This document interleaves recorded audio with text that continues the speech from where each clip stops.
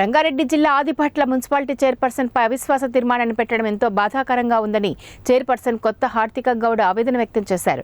BC మహిళ అని నాపై అక్కసుతో చైర్మన్ పదవి నుండి తొలగించాలని చూస్తున్నారని, మంత్రి కోమటిరెడ్డి వెంకటరెడ్డి అండతో ఇదంతా చేస్తున్నారని విమర్శించారు.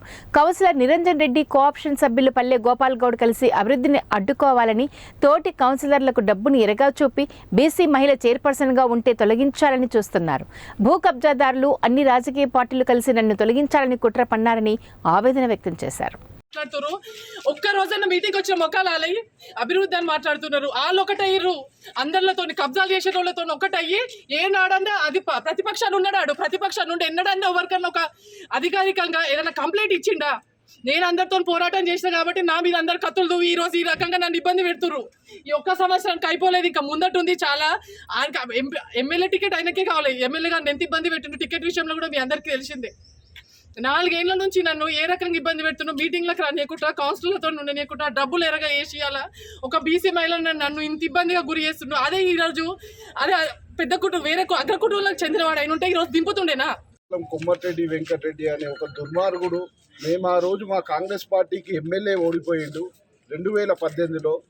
కోమటిరెడ్డిని ఎంపీగా గెలిపించుకుంటే మాకు ఏదో సాయం చేస్తాడని మేము అనుకుంటే ఇవాళ మా నోట్లో మన్ను పోసిండు. కేవలం కోమటిరెడ్డి వెంకటరెడ్డి విధానం వల్లనే ఈడ ఈ పరిస్థితి వచ్చింది మాకు. ఈడ దొంగ చీకటి ఒకటయ్యారు. కబ్జాలు పెట్టిన పల్లె గోపాల్ టీఆర్ఎస్ వాడు 10 ఎకరాలు కబ్జా పెట్టిండు, వీడు ఒక 10 ఎకరాలు కబ్జా పెట్టిండు. పార్టీలకు సంబంధం లేదు, ఈడ బీసీలం కాబట్టి ఈ విధంగా ఇబ్బంది పెడుతున్నారు. ఏదో ఒక రోజు వాళ్ళు కూడుస్తారు.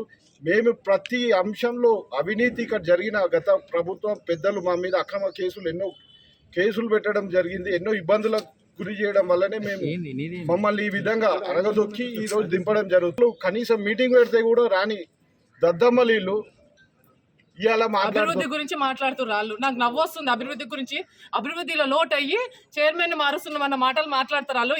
ఏ రోజు మీరు అభివృద్ధి చేసుకోనికి మీరు నా ముందుకు వచ్చిర్రు? నేను అట్లాంటిది వాళ్ళు రాకున్నా కూడా ఇవాళకి నేను దగ్గర 25 కోట్ల అభివృద్ధి చేసుకుంటూ వచ్చిన ఆదిపట్ల మున్సిపాలిటీకి. పార్క్ స్థలాలు, చెరువు